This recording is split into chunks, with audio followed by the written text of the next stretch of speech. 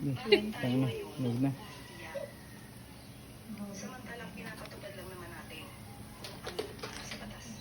Hindi po ba pagpapakisap ito ng gobyerno? Unang-una po, may warrant of arrest.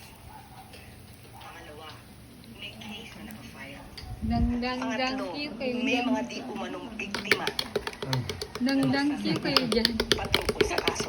Ako, Mang. Naghihintay na ang customer namin. Ako, Mang. Ako, Mang. Hello. May mga biktima. Ito na ito, Mang. Paglanda ng ebidensya. Ito. Galing ang kaso sa Pilipinas. Ang kaso ay Na, ano yun yan? Na, ito yan. para himugin ang bayan na mag-alsa laban sa pamahalaan. Samantalang ang pamahalaan ay gumagawa